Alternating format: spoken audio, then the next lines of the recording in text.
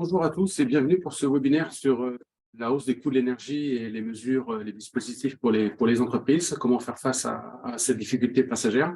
Je vous souhaite la bienvenue. Comme d'habitude, donc, je vous rappelle les consignes. Donc, vos micros sont coupés. Vous pouvez poser vos questions dans le fil de discussion. Et vous aurez l'accès au replay de ce webinaire sur la chaîne YouTube de la CCI Hérault dès cet après-midi. Et puis, nous enverrons à toutes les personnes inscrites un email avec le lien pour pouvoir récupérer le diaporama et les informations partagées aujourd'hui. Je laisse la parole à Patrick Secotti, membre élu à la CCI de Hérault. Bonjour à toutes et à tous et merci pour votre présence aujourd'hui. Sachez que vous êtes plus de 200 inscrits ce matin à ce webinaire d'information sur la hausse des prix, des coûts de l'énergie. Nous faisons face, tout le monde le sait, à une situation économique inédite qui oblige tous les acteurs à regarder de très près le sujet de l'énergie.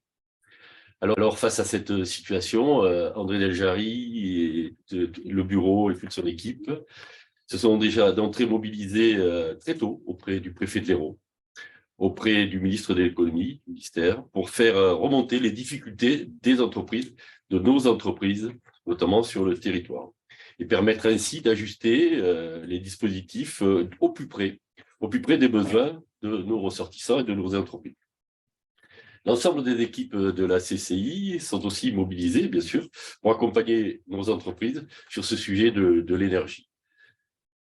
Notre mobilisation, sachez-le, ne faiblit pas et ne faiblira pas, notamment sur ce sujet.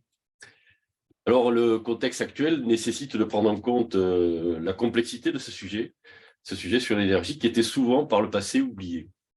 Ceci entraîne des questions. Alors, comment agir auprès de nos entreprises? Comment agir en entreprise? Quels sont les dispositifs d'État qui peuvent soutenir une partie de cette hausse des coûts de l'énergie? Quelles solutions, notamment techniques, peut-on mettre en œuvre aujourd'hui dans nos entreprises? Alors, ce matin, nous allons nous attacher à vous apporter des éléments de réponse au cours de ce webinaire. Alors, je tiens à remercier particulièrement la région Occitanie, la DGFiP et l'Ordre des experts comptables avec qui nous organisons le webinaire de ce jour. Je vais donc laisser la parole à M. Boudénia, responsable de la division de l'action économique DGFiP Hérault, et ensuite à M. Christophe Schweikos-Font, membre du bureau de l'Ordre des experts comptables Occitanie. Messieurs, la parole est à vous. Merci, monsieur. Bonjour. La situation est aujourd'hui un petit peu paradoxale. Les principaux ratios économiques du département de l'Hérault sont excellemment bien orientés à l'heure actuelle. On constate une augmentation du montant de la TVA collectée dans le département. Les exportations et les livraisons sont en hausse et les entreprises à l'heure actuelle investissent. Dans le même temps, les incertitudes économiques et notamment le prix de l'énergie ont poussé les pouvoirs publics à prendre un certain nombre de mesures qui sont étagées à différents niveaux, dont les difficultés actuelles de mise en œuvre sont liées à tout un tas de cas de particularités et un léger retard au niveau des décrets de mise en œuvre. Notre participation ici, afin de vous présenter ces dispositifs, sont claires. Voir un petit peu le type de questions qui vous viennent à l'esprit, le type de difficultés que vous rencontrez, et ainsi que la prise en compte de tous les cas qui sont et qui peuvent être considérés comme atypiques. La DDFiP s'est organisée avec en point de mire le conseiller départemental à la sortie de crise, qui est là pour répondre à vos principales questions, mais c'est aussi l'ensemble des services qui se tiennent à vos dispositions pour répondre et être proactifs dans cette période qui s'avère un petit peu délicate. Je vous remercie. Christophe Schweikos-Font, donc élu au Conseil régional d'Occitanie de l'Ordre des experts comptables. Les experts comptables, donc au cœur du dispositif, puisqu'ils assurent un double rôle dans ces situations compliquées, mais qui perdurent, je dirais, même si c'est l'énergie en ce moment. On a pas mal de sujets sur la table, puisqu'on a des mutations qui sont soit structurelles, soit conjoncturelles, qui imposent aux entreprises de réagir, d'être agiles, ou parfois de mettre en éveil leur instinct de survie. On a eu ça pour le Covid, et là, c'est aussi le cas pour certaines activités. Effectivement, la région a des particularités. Alors, on a aussi 2 gros bassins économiques. Forcément, on n'a pas les mêmes particularités sur le bassin toulousain, par exemple, en termes industriels que sur le bassin Aix-Languedoc-Roussillon. Toutefois, on a une majorité de personnes qui est concernée par ces dispositifs. L'Ordre des experts comptables intervient à 2 niveaux. Le premier niveau, c'est un relais de l'information avec, dans la mesure du possible, un décryptage ou une synthèse des mesures qui sont mises en place, parce qu'effectivement, toutes les entreprises ont leurs particularités. Toutes les aides ont l'obligation d'être aussi mesurées, parce qu'il y a une dynamique financière derrière, ce qui impose de la gestion de seuil, ce qui impose des calculs intermédiaires, ce qui impose tout un ensemble d'éléments qui sont parfois compliqués à déchiffrer pour le chef d'entreprise. Donc, le premier niveau, c'est de relayer l'information, et puisqu'on est quand même au plus près du terrain, et de pouvoir aussi parfois décrypter cette information. Et le deuxième niveau, bien sûr, c'est le travail au quotidien, c'est de pouvoir conseiller, appuyer, aider, attester, puisque dans certaines mesures, il est nécessaire d'avoir une attestation des éléments qui sont nécessaires pour que le dispositif fonctionne.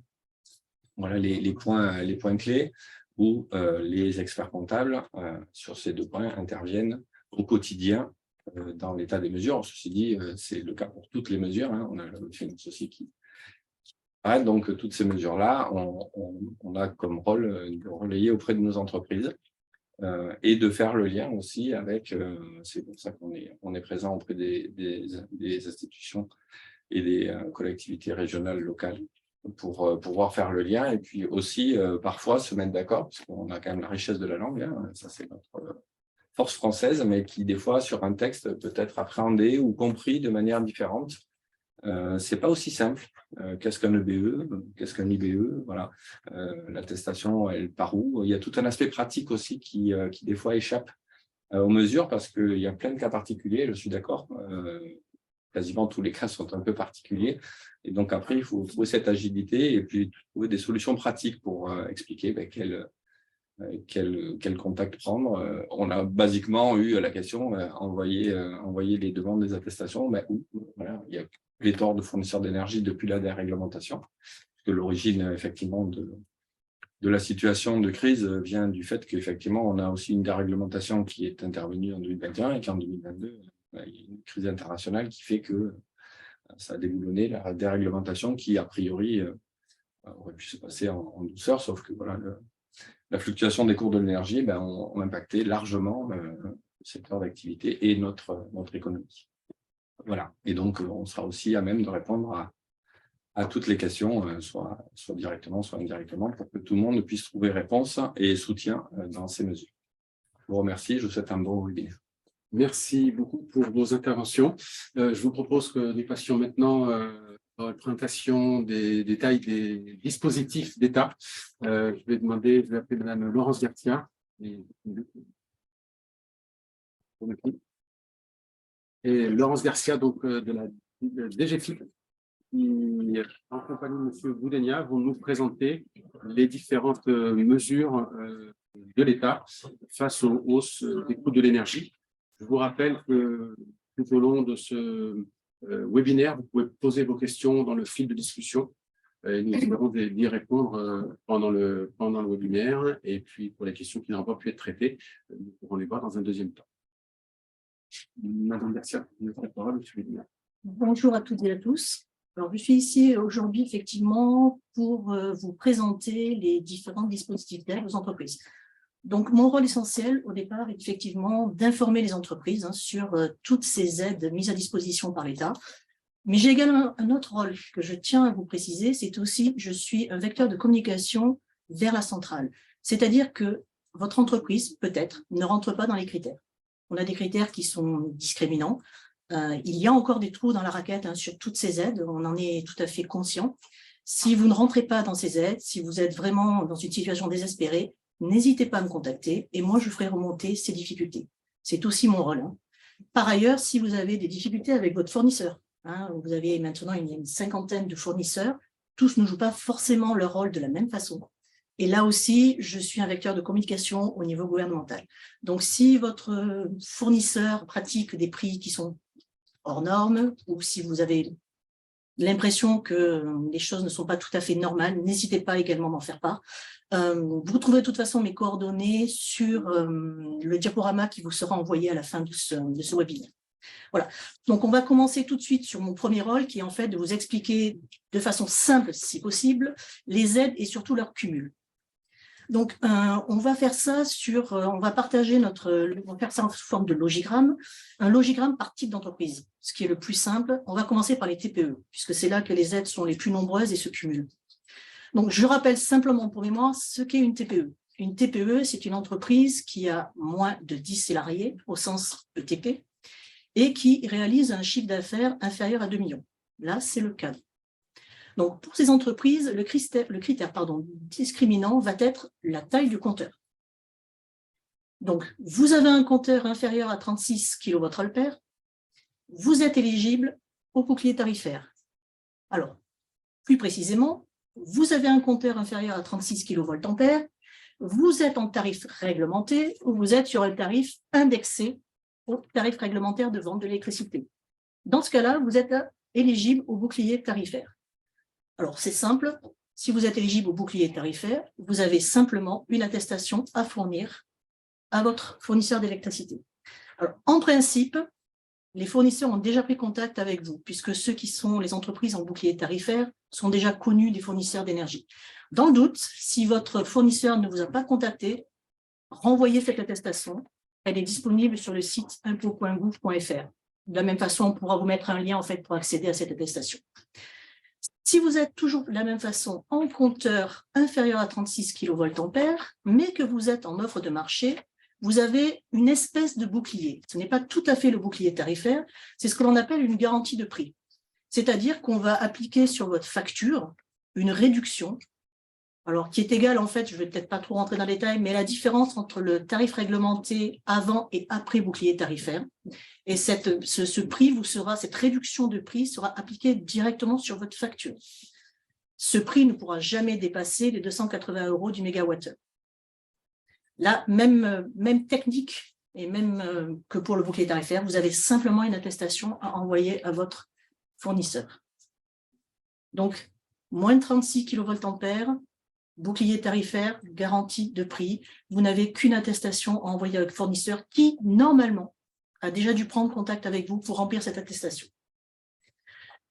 Si vous êtes une TPE et que vous avez un compteur supérieur à 36 kVA, dans ce cas-là, vous êtes éligible à différentes aides qui se cumulent. Alors, celle qui existe depuis le 1er janvier, c'est l'amortisseur électricité. Cet amortisseur, en fait, va venir réduire votre facture d'électricité à partir du moment où vous avez un coût du mégawattheure qui est supérieur à 180 €. Alors, je ne vais pas rentrer dans le détail de comment ça se calcule. Au maximum, l'aide sera de 160 € du mégawattheure. Ensuite, cet amortisseur est normalement cumulable avec ce qu'on appelle le guichet d'aide au paiement des factures. Ce guichet d'aide, en fait, est disponible sur le site impôts.gouv. C'est une démarche que vous avez à faire. Vous avez des éléments et des dossiers à déposer.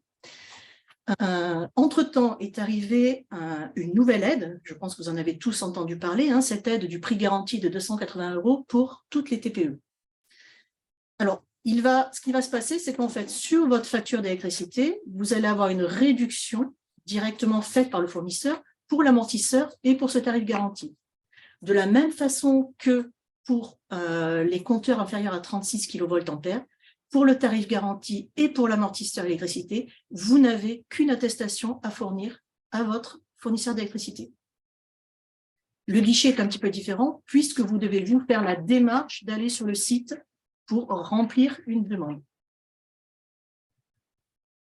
Sachant donc que, à ce jour, ce que je vous dis n'est pas encore acté par un décret. Le tarif garanti, c'est encore dans les tuyaux. Je pense que ça se joue au niveau de l'Europe aujourd'hui. L'amortisseur, lui, a été effectivement, le décret est sorti au 31 décembre, mais le cumul amortisseur et guichet n'est toujours pas sorti non plus au niveau du décret. Donc, tout ce que je vous dis, je ne vous dirai pas, n'est pas à prendre avec des pincettes, mais est vrai aujourd'hui et ne sera peut-être pas vrai demain. De toute façon, ne vous inquiétez pas, je reviendrai vers vous chaque fois qu'il y aura des modifications. Voilà ce qui se passe pour les TPE. Alors, justement, puisqu'on est au TPE, Amandine nous pose la question suivante, c'est de savoir si une aide existe pour les entreprises dont le chiffre d'affaires est supérieur à 2 millions d'euros, donc voilà, mais dont la puissance de compteur est inférieure à 36 kVA. Non. Enfin, il existe des aides, Oui. mais ce ne sera pas sur bouclier tarifaire. Donc, en fait, Ça sera plus Amandine sera sur effectivement du tarif garanti si son compteur est supérieur à 36. Mais attention, si elle a plus de 2 millions de chiffre d'affaires, c'est une PME. C'est une PME. Et si c'est une PME, les aides sont différentes. On va y arriver sur les aides PME. Donc, TPE, si elle est une PME, elle n'a pas le tarif garanti. Attention, le gouvernement a effectivement bien précisé que ce tarif garanti de 280 € du mégawattheure, ne s'applique qu'aux TPE. Au niveau des PME, donc chiffre d'affaires, on va y venir, chiffre d'affaires supérieur à 2 millions, il n'y a pas eu de consensus général sur un plafond de prix. Chaque entreprise devra renégocier directement avec son fournisseur. Voilà. Parfait, merci. Donc, on passe aux PME. Alors, s'agissant des PME, je reviens sur la définition même du PME. Ce sont des entreprises qui ont moins de 250 salariés, qui réalisent un chiffre d'affaires inférieur à 50 millions d'euros ou un total du bilan qui n'excède pas 43 millions d'euros. Dans ce cadre, l'aide principale consiste dans la mise en œuvre de l'amortisseur d'électricité que Madame Garcia vient de vous présenter.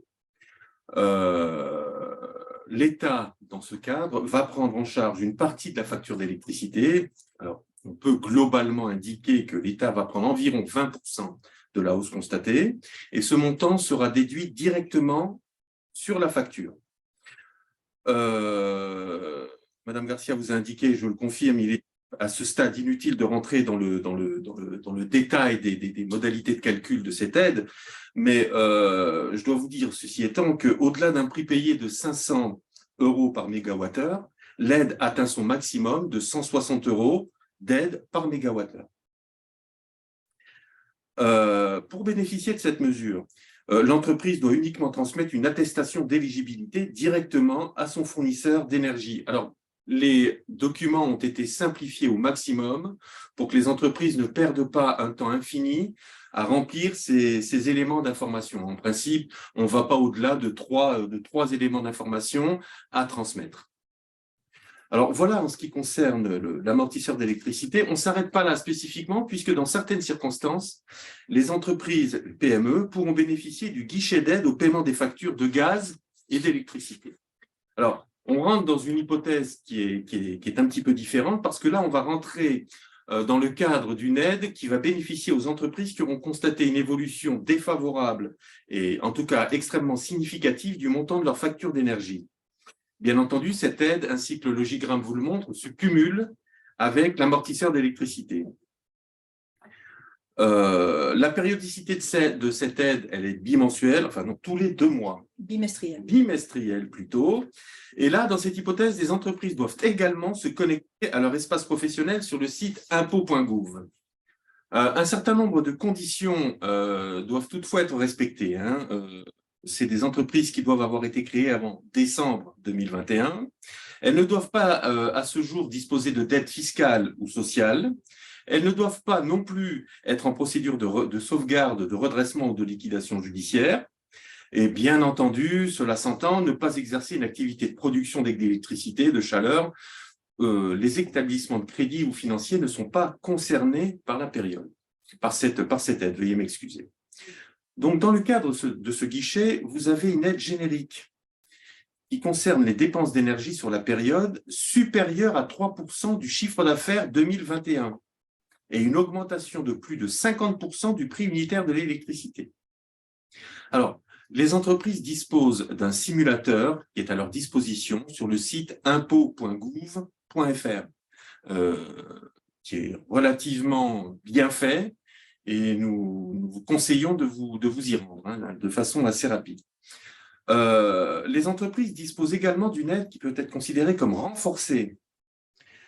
Aux 2 conditions que je viens de vous citer, s'ajoute un EBE négatif ou une baisse de 40%.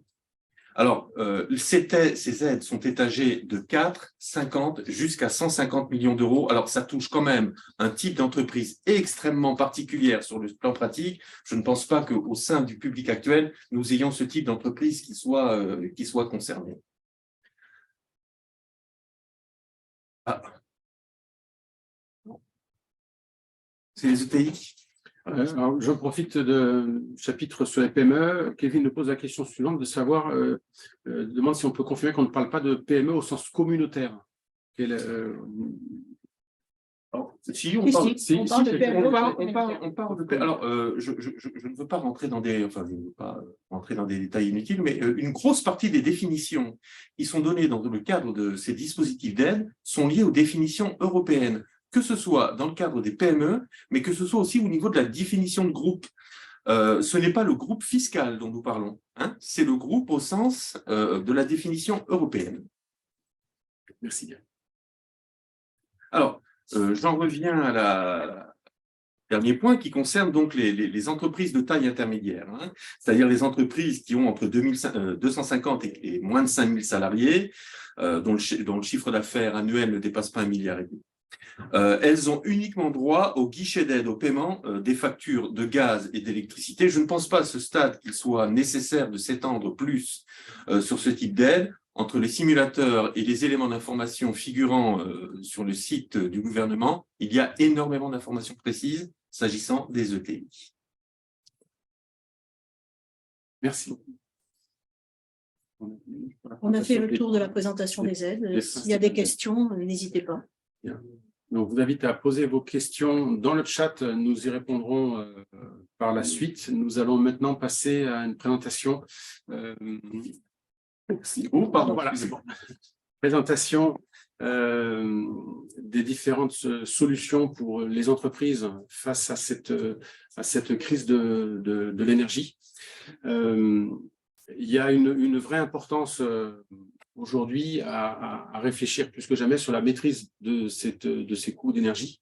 Les entreprises, souvent, pour beaucoup d'entreprises, le sujet d'énergie était un peu laissé au second plan et on ne s'intéressait pas trop à la lecture de ces consommations, de ces contrats. Aujourd'hui, face à cette situation, il est vraiment important de se plonger dans ces informations. On peut agir sur plusieurs façons. D'abord, les premiers gestes avec la sobriété énergétique, c'est souvent des actions qui peuvent être faites facilement sans trop d'investissement ou sans aucun investissement. Essayer de décaler sa production pendant les heures creuses quand cela est possible, à mettre des régulations de température, des horloges, des détecteurs, etc., etc. On peut faire beaucoup de choses sur la partie sobriété qui ne demande pas d'investissement. Souvent, on parle qu'on peut obtenir dans les entreprises PME industrielles 10 à 15% d'économie avec des solutions sans gros investissements ou des ROI de moins de 2 ans pour une entreprise qui n'avait pas fait de maîtrise de l'énergie jusqu'à présent. Voilà, la sobriété, l'efficacité, donc où on va intervenir de façon un peu plus structurelle sur la performance des équipements, sur l'isolation, sur tout un tas de choses un peu plus lourdes au niveau du process. Et puis, dans un troisième temps, il des énergies renouvelables. De plus en plus d'entreprises s'intéressent à ces questions-là aujourd'hui, que ce soit pour de l'eau chaude solaire, comme on voit beaucoup dans les établissements touristiques, que ce soit pour de l'autoconsommation photovoltaïque. Aujourd'hui, il y a, face à ces augmentations de coûts, un vrai intérêt à se poser la question de l'autoconsommation photovoltaïque notamment. Est-ce que je peux faire supporter une partie de mes besoins d'électricité par la production photovoltaïque, tout simplement? Voilà un petit peu toutes ces questions qu'on peut poser. Compte tenu du temps, on ne va pas rentrer dans le détail de toutes ces mesures, mais vous aurez dans le diaporama un certain nombre de suggestions, de pistes d'action que vous pouvez mettre en œuvre. Beaucoup sont issus du plan de sobriété qui a été annoncé par l'État et qui invite à mettre en place des mesures pour économiser l'énergie. Et donc, dans le diaporama, vous aurez le lien vers ce plan de sobriété en bas, plan de sobriété qui a déjà été relativement bien, même très bien appliqué, puisqu'il a eu des effets positifs au-delà des 10% d'économie souhaitées jusqu'à présent. Alors attention, parce que maintenant, il fait beaucoup plus frais. Donc, il ne faut pas relâcher effectivement ces gestes de sobriété et il y a vraiment un enjeu important. Voilà pour ces mesures. Il y a une vraie importance à s'intéresser à ces sujets. J'ai encore vu, j'étais en contact cette semaine avec une entreprise qui faisait de la production industrielle, une PME, qui ne connaissait pas ces heures creuses et qui avait de très fortes productions de process. Et donc, rien que le fait de savoir les choses permet de réagir et ça coûte rien en investissement s'il y a une possibilité d'optimiser le fonctionnement sur ces heures creuses, notamment. Voilà, compte tenu de toutes ces mesures, la CCI Hérault, donc, depuis le début de la crise, donc, vous informe avec notamment des mesures d'aide qui sont mises à jour en permanence sur le site de la CCI Hérault. L'ensemble des équipes de la CCI sont mobilisées et donc sont en contact avec les entreprises pour les informer sur les dispositifs d'aide. Et puis, nous avons d'autres mesures d'accompagnement plus denses, plus lourdes pour les entreprises qui souhaitent vraiment prendre le temps de réfléchir de façon globale à ces sujets et de savoir quelles actions on peut mettre en place, voire former du personnel, voire envisager des investissements plus ou moins lourds pour l'entreprise. Et donc, dans ce cadre-là, on vous propose un accompagnement spécifique et vous pourrez nous contacter sur la boîte énergie@hérault.cci.fr dont vous trouverez les coordonnées dans la fenêtre de discussion et puis dans le diaporama. Je vais éclairer quelques dispositifs que propose la CCI avec ses partenaires sur ces sujets de l'énergie. Un sujet important est celui de la rénovation énergétique. La difficulté, c'est de savoir ce qu'on peut mettre en œuvre comme solution, à quel coût, et puis quel retour sur investissement, quelle meilleure performance cela va engendrer. Donc, dans ce cadre-là, avec l'ADEME et la région Occitanie, dans le cadre d'un dispositif qui s'appelle Rénov Occitanie, la CCI Hérault vous propose des accompagnements personnalisés. Ça passe par, dans un premier temps, des simples conseils téléphoniques pour vous éclairer ou répondre à vos questions, j'allais dire un peu rapidement sur ces sujets de la rénovation. Et puis, dans un deuxième temps, si vous souhaitez, c'est de pouvoir bénéficier d'un diagnostic, d'un accompagnement personnalisé pour faire le point sur votre projet de rénovation. Bon, avant de solliciter ce type d'accompagnement, ça demande vraiment à ce qu'il y ait la volonté de l'entreprise d'avancer et de passer à l'action. Voilà, donc dans ce diagnostic permettra d'identifier les solutions techniques, de voir leurs effets et d'identifier les différentes solutions de financement qu'on peut trouver, que ce soit du financement public ou du financement privé, sachant qu'il y a une fenêtre assez intéressante cette année puisque la rénovation était un peu le parent pauvre dans le domaine de l'entreprise. Il y a peu de dispositifs et cette année, avec la nouvelle loi de finances, vient de sortir un nouveau dispositif qui s'appelle le crédit d'impôt rénovation TPE-PME et c'est une vraie opportunité pour les entreprises de faire financer une partie de projets de rénovation énergétique. Voilà, si vous souhaitez bénéficier de ce dispositif Rénov Occitanie, qui est 100% pris en charge, l'accompagnement n'est pas facturé, il est pris en charge par la CCI, l'ADEME et la région, n'hésitez pas à nous solliciter sur énergie@hérault.cci.fr. Autre sujet dans lequel on peut s'intéresser aux questions énergétiques sur le secteur du tourisme. Donc là, ça ne s'adresse pas à toutes les personnes présentes aujourd'hui, mais c'est important de faire un petit zoom sur ce sujet-là. Ça concerne principalement les restaurateurs et les hébergeurs de zones rurales Et donc, dans le cadre de ce dispositif, vous pouvez bénéficier d'un diagnostic environnemental pris en charge. Là, c'est un diagnostic qui est assez lourd puisqu'on est sur une prestation qui va durer pratiquement 5 jours, hein, sur tout au long de l'accompagnement. Donc, on est vraiment sur un gros projet qui demande un investissement certain. Et donc, l'objectif, c'est d'identifier comment le restaurant, l'hôtel, le camping peut se transformer pour intégrer tous ces enjeux du tourisme durable. Certes, il y a l'énergie, mais pas que. On va parler aussi d'alimentation durable, de circuits courts, de mobilité, etc.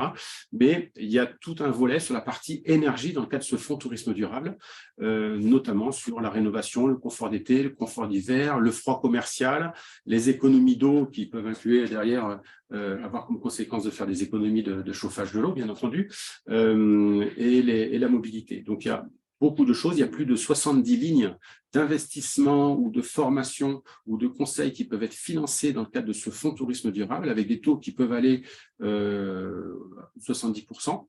Donc, pour les établissements touristiques de zones rurales, n'hésitez pas à revenir vers la CCI si vous souhaitez plus d'informations sur ce dispositif et bénéficier d'un accompagnement.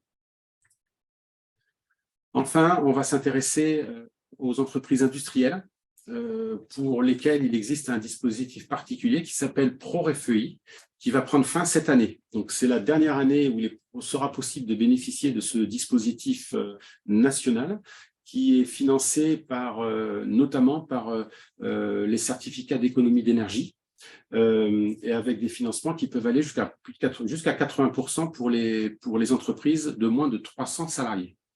Le parcours ProREFEI a 2 volets. Il a un premier volet, c'est de former une équipe de référents énergie dans les entreprises, souvent 1 ou 2 personnes du process, à côté des personnes qui s'occupent plus de la partie reporting, management, qualité, RSE. L'idée, c'est de former un pool de personnes qui vont s'intéresser à ces sujets de la maîtrise de l'énergie, et donc de les faire monter en compétences avec un MOOC, donc une formation en distanciel par Internet. Vous faites les modules comme vous voulez en 6 heures au total. Et ensuite, il y a 2 jours de présentiel. Ces 2 journées de présentiel auront lieu à la CCI Hérault sur notre site de Béziers les 15 et 16 juin 2023. Dans la suite de cette formation, chaque entreprise bénéficie de 2 jours et demi d'accompagnement individuel par un expert de l'énergie. C'est même chaque participant, c'est-à-dire qu'une entreprise qui viendrait avec 3 personnes à ce parcours ProREFEI pourra bénéficier jusqu'à 7 jours et demi d'accompagnement individuel sur la mise en œuvre d'un programme de maîtrise de l'énergie. Avec de tels volumes d'accompagnement, vous passez réellement à l'action avec des résultats concrets pour mettre des actions à la fois simples et lourdes sur le sujet de la maîtrise de l'énergie. Voilà, donc la valeur de ce parcours est de 3 700 €, et pour les PME, donc pour même les entreprises de moins de 300 salariés, cela est financé jusqu'à 80%. Le complément peut potentiellement être financé par les OPCO, c'est au cas par cas avec les OPCO de chaque entreprise. Pour les entreprises de plus de 300 salariés, le financement par les certificats d'économie d'énergie est couvert jusqu'à 40%. Et pareil, pour les 60% restants, vous pouvez vous rapprocher de votre OPCO. Donc, si ce dispositif intéresse des entreprises industrielles de l'Hérault qui n'en ont pas encore bénéficié, n'hésitez pas à revenir vers nous très vite, puisque notre dernière session au niveau de la CCI Hérault sera le 15 et 16 juin 2023. Il n'y aura pas d'autres sessions, puisque le dispositif prend fin après 3 ou 4 années. Voilà, la dernière session qu'on a fait en novembre a été très vite remplie, donc je vous invite à ne pas trop tarder et vous signaler relativement rapidement si ce dispositif vous intéresse. Voilà, j'en ai fini pour ne pas parler trop longtemps, trop en détail des mesures, mais avoir un focus éclairer un peu par différentes catégories d'entreprises des dispositifs qui peuvent vous intéresser. Vous avez donc à la CCI Je vous rappelle l'information sur les aides sur notre page d'accueil qui est mise à jour en temps réel en fonction de l'actualité et des nouvelles mesures nationales et régionales d'ailleurs. Et puis, vous avez deux personnes, donc mon collègue Guillaume Devoux-Birolose, chargé de mission énergie, qui est à votre disposition, et moi-même Christophe Fernic, sur tous ces sujets, environnement, énergie. Vous avez aussi une newsletter des CCI d'Occitanie sur tous ces sujets de qualité, sécurité, environnement et développement durable que vous pouvez recevoir chaque mois avec une actualité régionale, avec des agendas, des événements sur tous ces sujets environnementaux et RSE. Et puis, vous avez une petite veille réglementaire aussi sur cette newsletter. Voilà, nous en avons fini pour la présentation de ce webinaire. Je vous propose que nous passions aux questions complémentaires qui pourraient arriver. Alors, je vais consulter. Alors, j'ai Elodie Tao qui nous pose la question suivante. Que se passe-t-il pour les nouvelles sociétés créées en 2022 et qui doivent faire face directement à l'augmentation de ces coûts? Alors, au niveau du guichet d'aide aux entreprises, le guichet d'aide de paiement du gaz et de l'électricité, normalement, va être mis en place un guichet pour les entreprises nouvelles. Le décret est en cours d'application. On attend un peu plus. Mais c'est effectivement, on se rend bien compte, hein, c'est ce que vous avez dit hein, dans la raquette, il y a encore des trous. Effectivement, les entreprises nouvelles étaient oubliées puisqu'il fallait être créé avant avant fin 2021. Donc, les entreprises créées en 2022 auront une aide spécifique.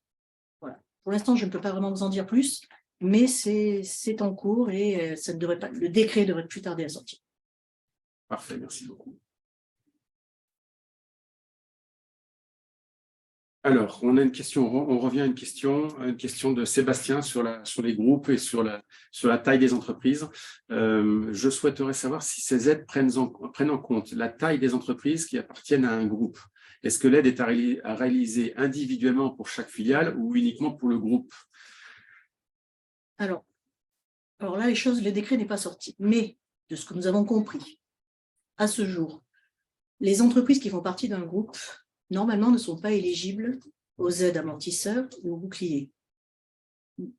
Mais si votre entreprise fait partie d'un groupe économique, si vous êtes une TPE et que l'ensemble des entreprises TPE qui sont dans ce groupe respectent les conditions des TPE, en fait, vous êtes éligible aux aides.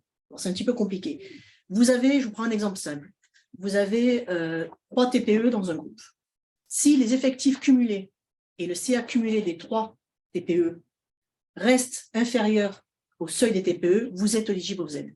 Voilà, et pareil dans le cadre d'une PME. Si les 3 PME restent dans le cadre global de chiffre d'affaires et d'effectifs PME, vous êtes éligible. On attend de la même façon les décrets. C'est vrai que les attestations sont parfois un peu surprenantes puisqu'il est quand même précisé que vous ne devez pas appartenir à un groupe. Mais si vous restez dans les critères, hein, la totalité du chiffre d'affaires et du groupe, vous pouvez bénéficier de ça. Pareil, c'est ce que je vous dis aujourd'hui, hein, on attend le décret. Les décrets apporteront très certainement des précisions sur ce point parce que ça fait partie des questions qui nous sont les plus fréquemment posées à l'heure actuelle. Merci pour ces compléments de réponse. Donc, sur la taille sur les groupes, est-ce que donc Gilles nous pose la question de savoir si les associations sont concernées par les dispositifs d'aide. Oui. Elles rentrent dans le dispositif. Alors, sur l'aide au guichet, elle est particulière sur en fait le nombre de salariés.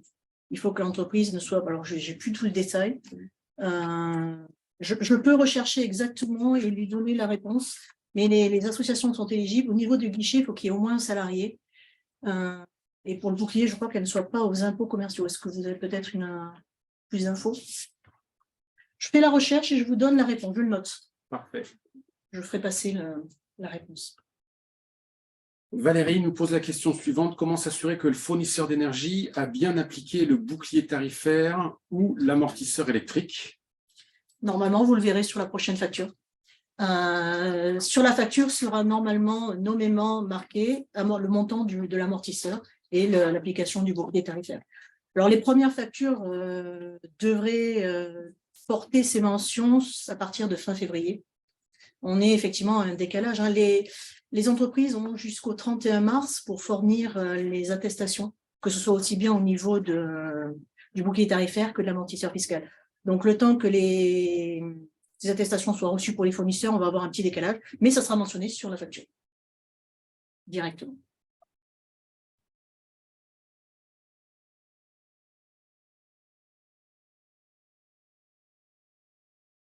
Alors, j'ai une entreprise. Philippe nous pose la question suivante. Juste un petit peu. Oui, allez-y. Le montant calculé sera vérifié par la commission de régulation de l'énergie. Il y a donc effectivement un vrai contrôle du montant de l'aide appliquée. Hein. Pour répondre plus spécifiquement à la question. Une question de Philippe.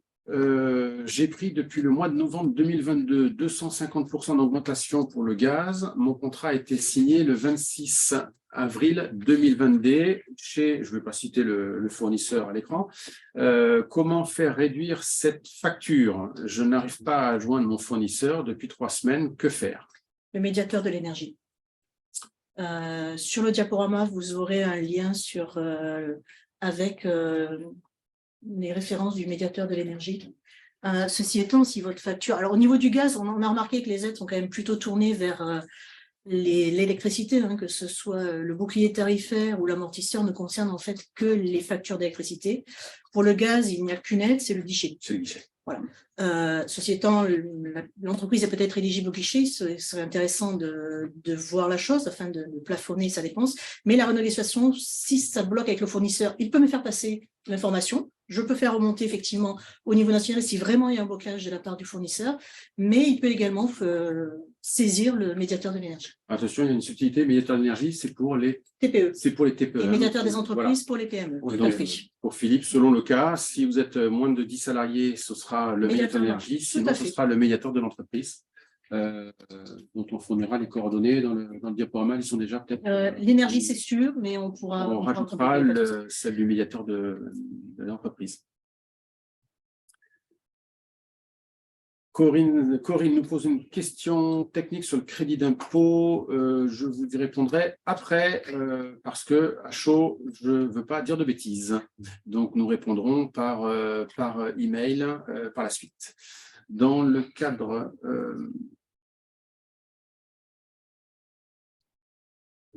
associatif avec plus de 10 salariés et ayant plusieurs compteurs, dois-je faire une demande par contrat ou une seule par entité? Jonathan. Tout dépend de l'aide.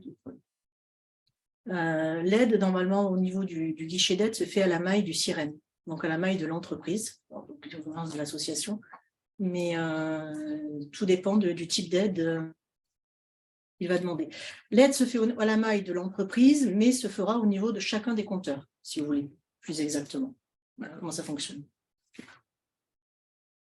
Donc, une TPE qui aurait 2 compteurs inférieurs à 36 kVA serait éligible au bouclier tarifaire. Sur les 2 compteurs. Sur les 2 compteurs. Si elle avait qu'un seul gros compteur, elle ne serait pas éligible, bien entendu. Exactement. Mais 2 compteurs, ça ne pose pas de problème. On fonctionne vraiment à la maille SIREN, ne serait-ce que pour la référence du chiffre d'affaires, en fait.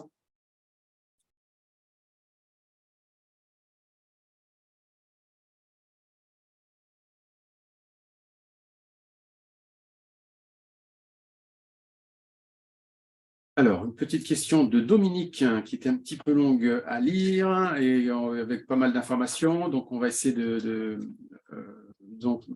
Dominique est dans une PME, consommatrice principalement de gaz, avec un chiffre d'affaires de 9 millions d'euros, 43 personnes. À partir de janvier 2023, les factures de gaz vont être multipliées par 3. La facture annuelle va passer de 80 à 240 000 euros. Les 3%, et donc la question concerne les 3%. Les 3% du CA correspondent uniquement à la facture de gaz ou à la somme gaz plus gaz et électricité? La facture de gaz. C'est uniquement le gaz. Uniquement le gaz. Uniquement le gaz.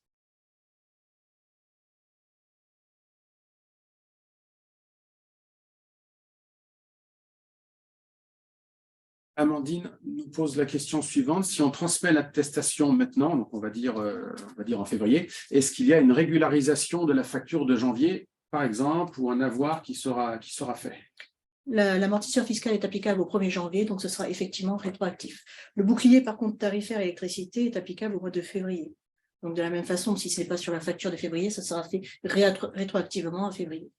Ce qu'on peut dire sur l'attestation, c'est qu'il y a vraiment un jeu à retourner le plus vite possible. N'attendez pas, parce que plus vite elle sera transmise, plus vite elle sera traitée, plus vite le dispositif d'aide sera appliqué directement sur votre facture. Donc, je vous dirais même que si elle n'est pas fournie avant le 31 mars, ça pourrait ne pas être applicable. Donc, surtout, s'il y a un maître mot, c'est envoyer votre attestation.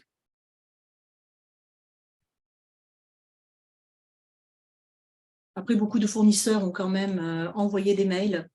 Donc, je pense que les entreprises ont reçu les modèles.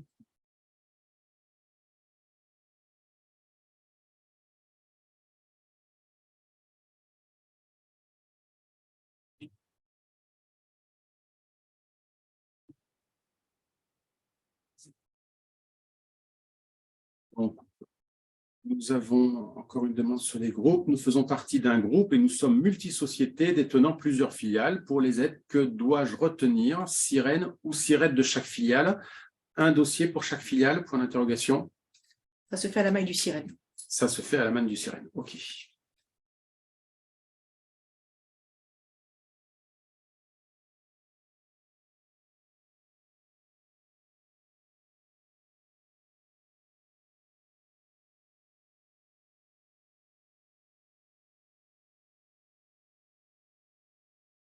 Voilà, je crois qu'on a répondu à l'essentiel des questions.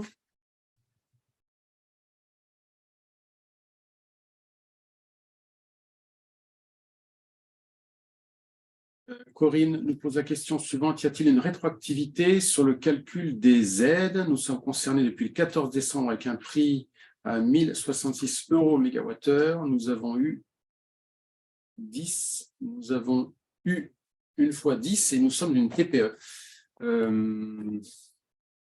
Donc, on a parlé sur la partie rétroactivité que ce sera appliqué sur la facture. Que ce soit l'amortisseur 1er janvier, le bouclier tarifaire avec le plafonnement de 15% à partir de février. Par contre, ce qui concerne les aides d'aide au paiement gaz, électricité, il est ouvert depuis le printemps dernier. Donc là, sont ouverts actuellement les périodes septembre-octobre et novembre-décembre.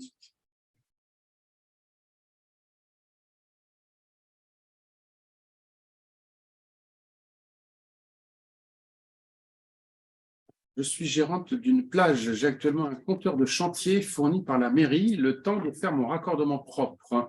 Enedis m'annonce 5 mois de délai. Quand dois-je envoyer l'attestation? Normalement, les compteurs de chantier sont également éligibles, donc vous pouvez envoyer l'attestation dès aujourd'hui.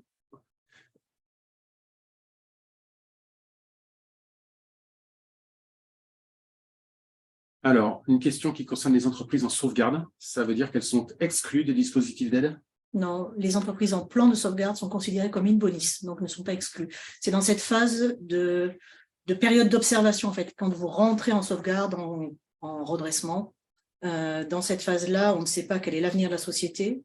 Donc, pour l'instant, rien n'est figé. Mais par contre, lorsque le plan est est mis en place par le tribunal de commerce, l'entreprise étant considérée comme in bonis, est éligible aux aides. Pour cette réponse.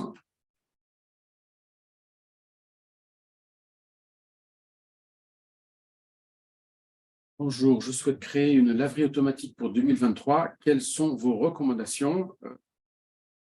Il faudra peut-être préciser votre question. Renégocier au mieux, négocier au mieux votre contrat avec votre fournisseur.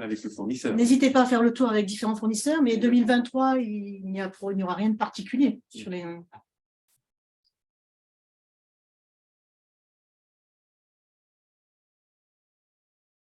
Alors, Emmanuel nous pose une question sur le bouclier tarifaire qui permet de limiter la hausse du prix de l'électricité à 15% à partir de 2023. Quelle est la base prise en compte? Quelle est la base du tarif réglementé? Je ne connais pas par cœur le tarif non réglementé. Simplement, ils ont un tarif réglementé, l'augmentation sera plafonnée à 15% du tarif qu'ils ont actuellement, tout simplement. À partir du moment où il a effectivement un contrat indexé sur le tarif réglementé. En offre de marché, ça ne sera pas 15%, ce sera un petit peu différent.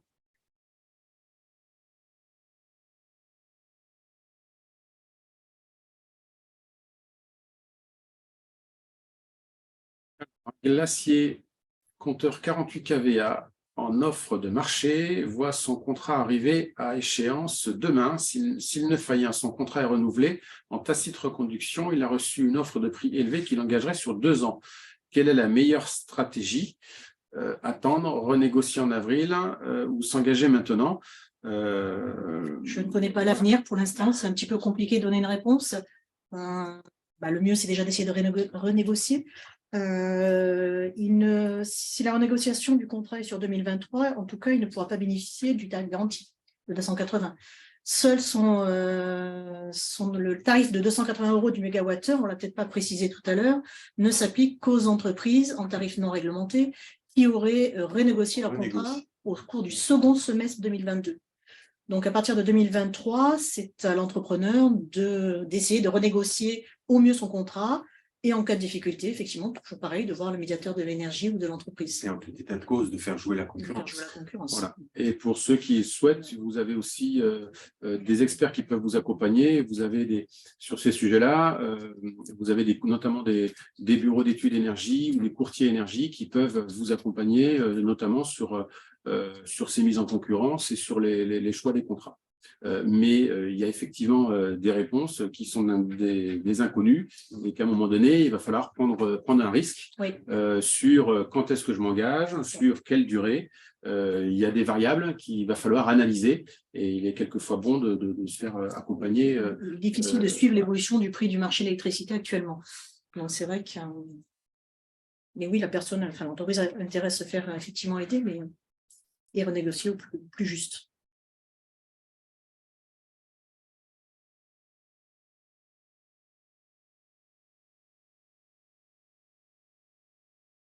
Voilà, je pense qu'on a fait à peu près le tour des questions. S'il y a encore des questions,